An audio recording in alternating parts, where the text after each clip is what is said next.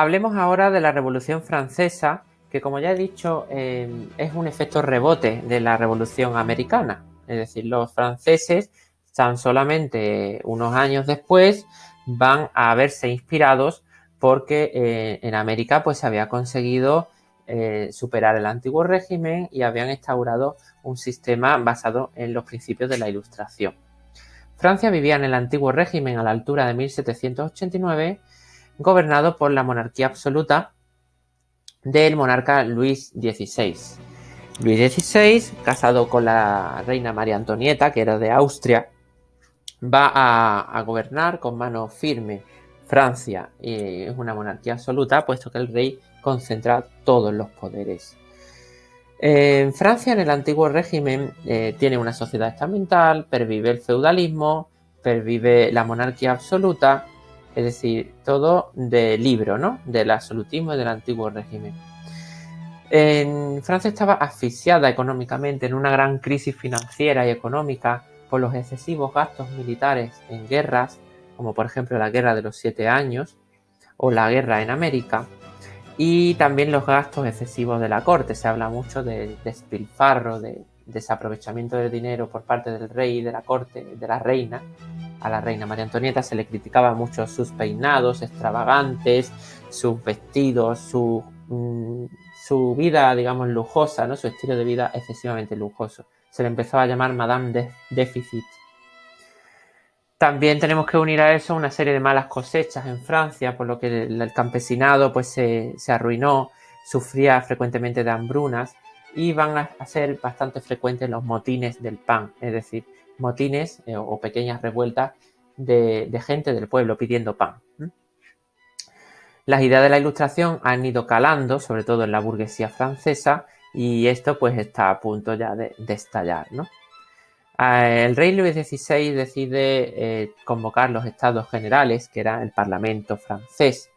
Los Estados Generales no se convocaban desde la época de Luis XIII. Hacía casi 2 siglos que no se convocaban porque el rey gobernaba de forma absoluta. Y el monarca lo va a hacer muy preocupado por la crisis financiera para pedir una solución. Los Estados Generales se reunieron en mayo de 1789 en el Palacio de Versalles, presididos por el rey, y en ellos estaban representados los 3 estamentos: la nobleza, el clero y el tercer estado.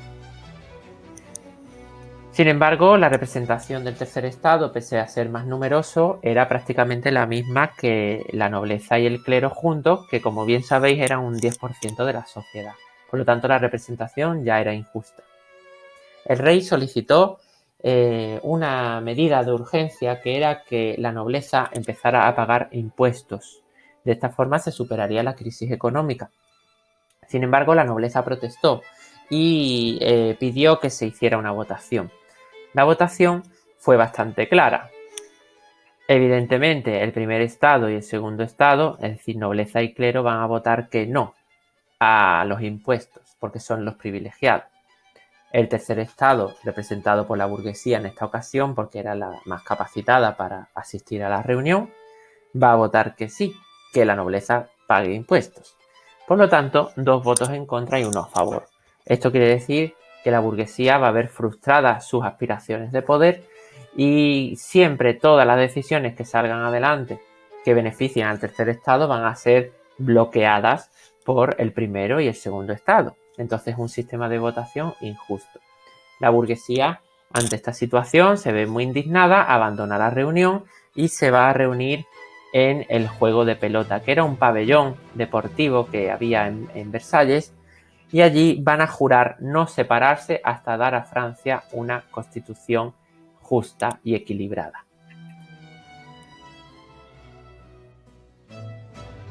Por lo tanto, el juramento de juego de pelota representa la revolución burguesa. La burguesía es la que inicia los pasos de la Revolución Francesa, como bien estáis viendo. Ellos juran no separarse hasta hacer una constitución para Francia. Y entonces esta asamblea de burgueses, que también tenía algunos miembros del bajo clero o incluso de la nobleza, se va a empezar a llamar Asamblea Nacional. Ellos van a estar encargados de hacer una nueva constitución para Francia. una constitución evidentemente liberal. Mientras tanto, en las calles se va caldeando el ambiente, estamos en verano, en 1789. El 14 de julio se produce un grave incidente en París. Una muchedumbre exaltada, bastante enfadada por la subida de los precios del pan, que era el alimento básico, se hace con armas de un arsenal y deciden atacar la fortaleza de la Bastilla. La Bastilla era una cárcel de Estado, es decir, la cárcel donde iban los presos políticos, y era un símbolo del absolutismo borbónico en París. Los asaltantes logran entrar en la fortaleza y bueno, van a incendiarla, van a liberar a los presos e incluso con el tiempo van a conseguir derribarla y bailar sobre sus ruinas. Es decir, el símbolo de la Revolución Francesa es la toma de la Bastilla, pero estáis viendo que realmente es un símbolo de la revolución exaltada, de la revolución más radical protagonizada por el pueblo. Se están dando dos revoluciones a la vez. Por un lado tenemos la burguesía haciendo esa revolución tranquila a través de la Asamblea Nacional, creando una constitución, y al mismo tiempo la revolución de la calle, esa revolución exaltada, ¿no? En el campo también se está dando parte de esa revolución en lo que llamamos el Gran Miedo. Los vasallos, los siervos de los feudos, están rebelándose contra sus señores ya después de tantos siglos, ¿verdad? Y asaltando también sus castillos, sus fortalezas. Bien, se está como radicalizando la revolución. Sin embargo, a largo plazo, los cambios que van a perpetuarse y que se van a mantener son los protagonizados por la burguesía, ya que el pueblo se deja llevar más por la ira y los cambios pues son más bruscos, pero al mismo tiempo menos duraderos. Destacamos aquí dos partidos políticos principales que se van formando dentro de la burguesía, que son los girondinos y los jacobinos. Los girondinos son más constitucionales, quieren una monarquía constitucional, quieren cambios más lentos, más pausados. Los jacobinos, sin embargo, quieren cambios más radicales y más profundos y más rápidos. Son los más radicales, los más exaltados. Dentro de los jacobinos tenemos a Robespierre, que va a ser un líder político posterior. Los sans-culottes, que tenéis ahí una imagen, eran unos guerrilleros, unos grupos armados callejeros que actuaban con violencia y que, digamos, le daban palizas o perseguían a los privilegiados y contrarrevolucionarios. Eran una serie de milicias no oficiales que actuaban bajo la sombra de los jacobinos.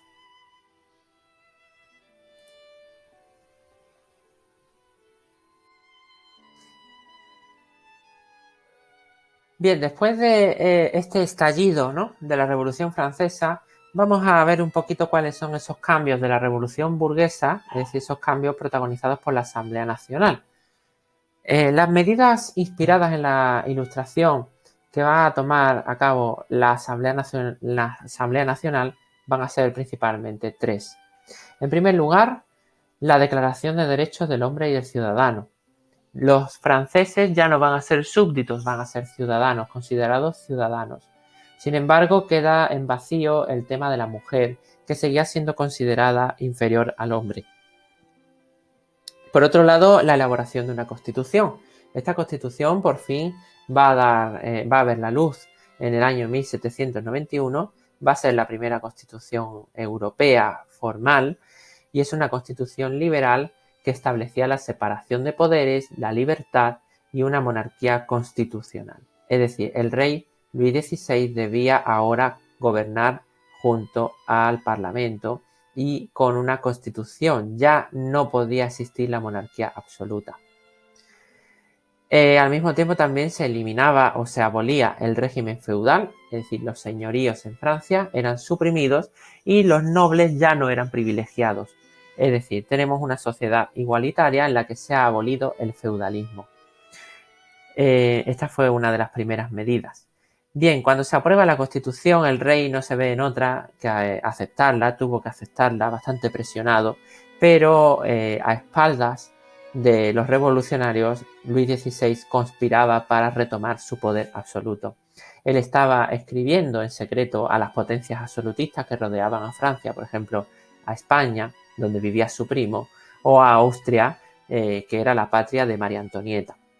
Finalmente, el rey planea un escape, una huida, para marcharse a Austria, donde vivían los familiares de María Antonieta, y desde allí formar un gran ejército y atacar a Francia, matar a los revolucionarios y volverse a hacer con la monarquía absoluta. El plan fue descubierto y justo en la frontera, en Varens, en una pequeña aldea, el rey y su familia fueron descubiertos y llevados de vuelta a París, en lo que llamamos la fuga de Varens. Tanto el rey como la reina, como el delfín, que es el príncipe Luis, y la princesa, las dos princesas, fueron llevadas de vuelta a París y allí fueron confinados.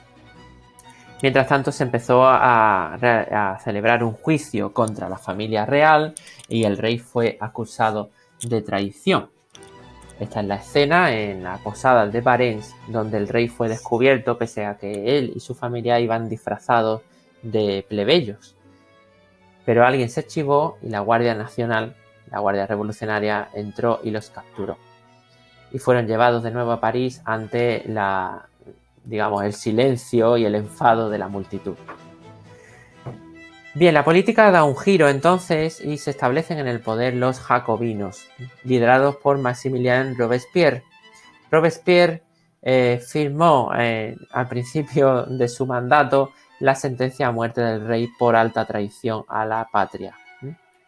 En ese momento, Luis XVI es ejecutado y por lo tanto acaba la monarquía en Francia.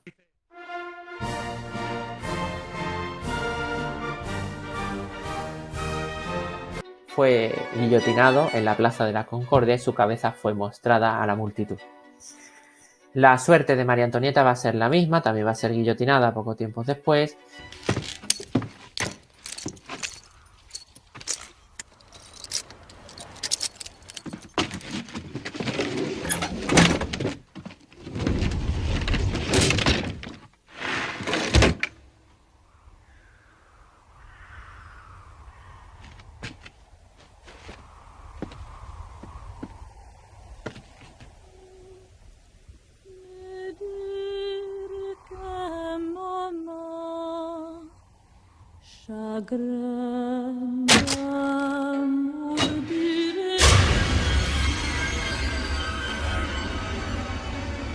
Y el príncipe heredero, Luis XVII, que sería, va a morir confinado de hambre y totalmente humillado. Ya hablaremos un poco más de él. Robespierre llevó a cabo una serie de medidas en Francia porque los países absolutistas empezaron a atacar el país, intentando contener la revolución dentro de Francia y que de esta manera no se extendiera al resto de Europa.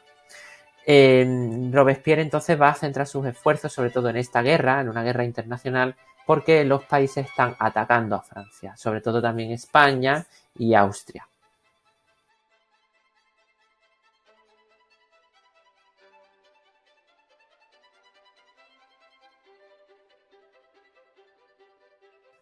Durante el gobierno de la Convención, que es como se le llama a este periodo jacobino liderado por Robespierre, se va a efectuar otra serie de medidas, aparte de contener la guerra internacional, como va a ser establecer unos precios máximos para los productos básicos, la ley del máximo. Robespierre también va a intentar implementar o establecer el sufragio universal masculino, es decir, todos los varones mayores de edad podían votar, seguimos excluyendo a la mujer, como podéis ver, y también otra serie de medidas como el establecimiento de un nuevo calendario revolucionario, que como podéis ver se basaba en aspectos meteorológicos o de la cosecha, de la agricultura, que sustituían a los viejos meses del año, que son por otra parte los que tenemos en la actualidad, que tenían nombres de dioses y nombres de divinidades. Entonces, esa connotación religiosa o cristiana no agradaba a los jacobinos, puesto que ellos eran ateos, y entonces establecen una serie de nombres como son Mesidor, Termidor, Fructidor, Vendimiario, Brumario. Cada uno lleva el nombre de algo característico de la agricultura y el clima en esta fecha del año. El gobierno de Robespierre se fue transformado en el reinado del terror. Robespierre se fue convirtiendo en un dictador que empezó a implementar la ley de sospechosos, por la cual debían pasar por la guillotina todos los sospechosos de contrarrevolución, es decir, de ir en contra de la revolución y querer restablecer el antiguo régimen. Monárquicos, clérigos, nobles, todos ellos abandonaron Francia, pero los que no lo hicieron pasaron por la hoja de la guillotina y prácticamente la guillotina y literalmente no paraba de funcionar.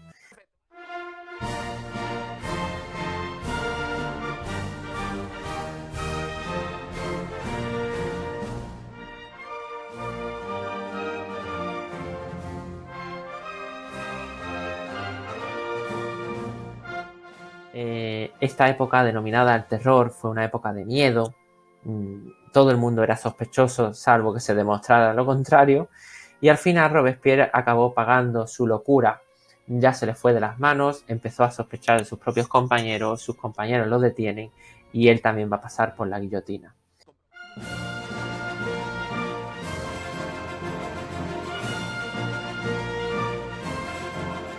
Por lo tanto, terminará aquí el periodo jacobino y vamos a ir a un periodo que se llama el Directorio, de 1795 a 1799, que es un periodo girondino de mayor tranquilidad, en el que había 5 directores para Francia en el gobierno, 5 directores elegidos por el pueblo, con un sufragio ya más restringido, no universal, y ya que aparece Napoleón Bonaparte, que formaba parte de este directorio.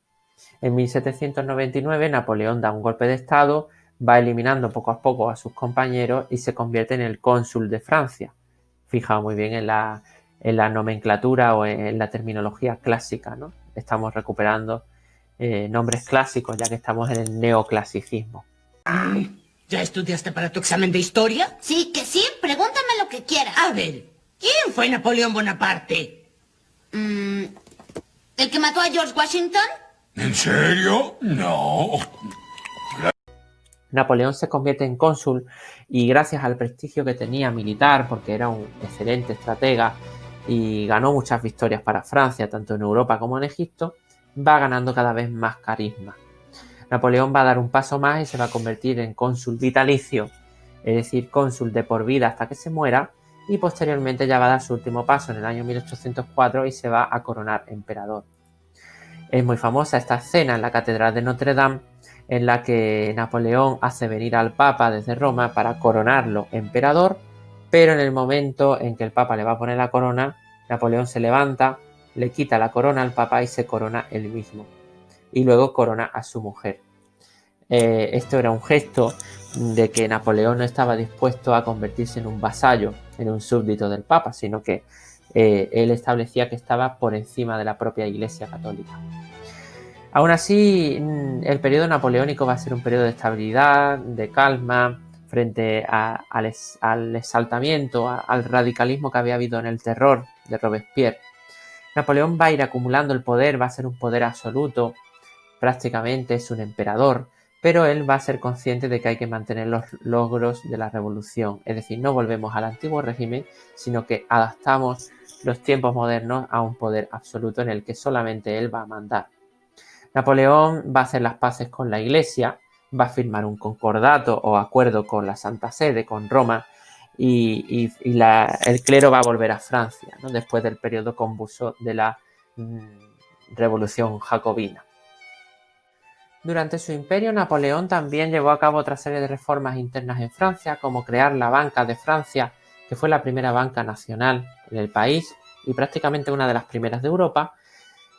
También va a reformar las carreteras, los puentes, va a construir canales fluviales y un avance bastante importante para la ciudadanía francesa va a ser la creación del Código de Napoleón. Este código va a regular las relaciones entre ciudadanos y por primera vez va a contemplar la ley del divorcio y el matrimonio civil. La ley del divorcio que, por cierto, estrenó Napoleón con su propia mujer Josefina.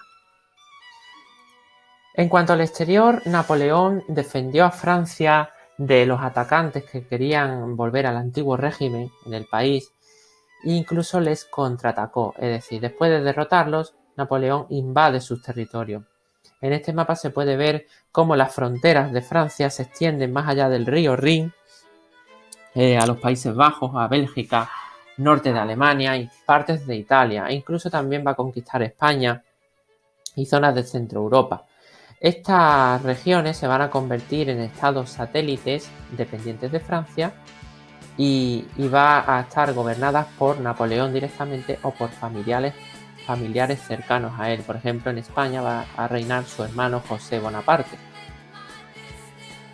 Uno de los grandes fiascos de Napoleón va a ser la campaña de Rusia, intentando atacar el país ruso y destronar al zar. Napoleón se va a topar con el invierno y se va a enfrentar a uno de sus peores enemigos, que es el clima ruso. Sus tropas desabastecidas, muertas de hambre y de frío, van a obligarse a retroceder en pleno invierno con la nieve, ya que los rusos empleaban la técnica de la tierra quemada, que consistía en ir quemando las granjas, los territorios, antes de que llegaran los soldados franceses. De esta forma ellos no podían saquear y no se podían alimentar de los alimentos de los rusos. La retirada fue tan humillante que Napoleón prácticamente no va a volver a atacar otro país, e incluso se dice que los soldados franceses tuvieron que comerse sus propios caballos. Napoleón va a ser derrotado por una coalición de países que se van a unir contra él, sobre todo Inglaterra, que no había sido invadida debido a su condición de isla, y lo van a derrotar en la batalla de Waterloo. Napoleón va a ser enviado a una isla en Italia, la isla de Elba, pero va a conseguir tramar un plan para escapar de la isla. Posteriormente va a volver a Francia, restablecerá su poder durante el imperio de los 100 días y finalmente otra vez la coalición de estados europeos lo van a derrotar en la batalla de Leipzig.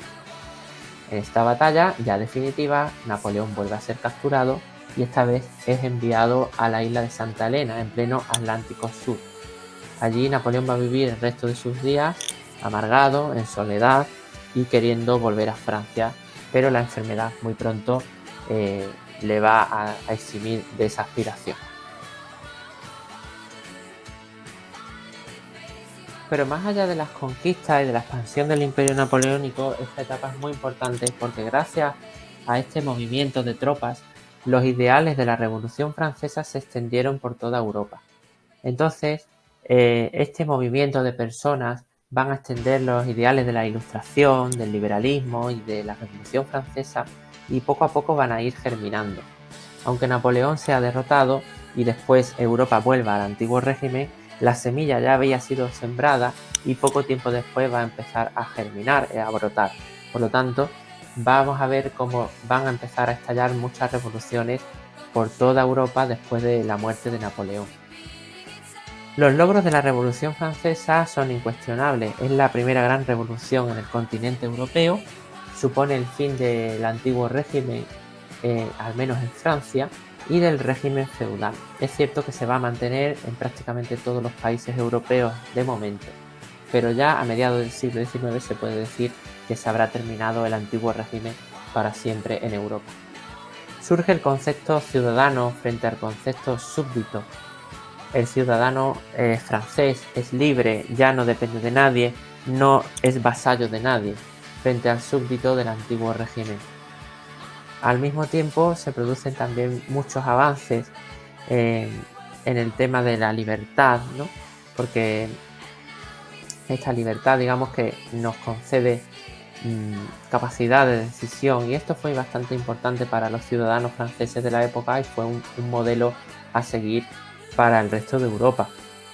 La separación de la Iglesia y el Estado se hace efectiva, es decir, la Iglesia va a dejar ya de intervenir en cuestiones del gobierno, y la revolución va a suponer, como movimiento de la Ilustración, el triunfo de la razón frente a la superstición, frente a la brujería, a la hechicería, y ya los derechos entre todos los hombres van a ser iguales, aunque sea por lo menos en la teoría, que antes no lo era.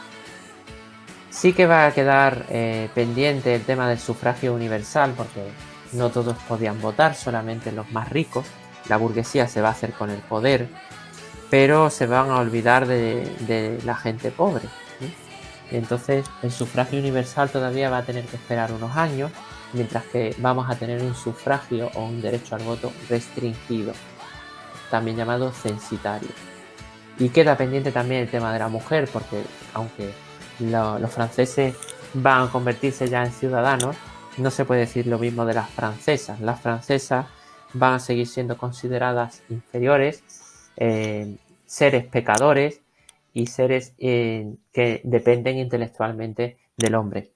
Sin embargo, va a empezar a surgir un movimiento feminista en Francia, protagonizada por dos grandes mujeres que van a escribir sus obras allí, en la Francia revolucionaria, como son Olympia de Gouges y Madame Roland. Ellas van a ser pioneras en el feminismo en Francia, incluso van a llegar a pedir el derecho al voto de la mujer de forma muy primitiva. Esto todavía se va a tardar mucho en conseguir, pero los exaltados, los radicales, van a capturarla, van a frustrar sus planes, incluso alguna va a ser guillotinada.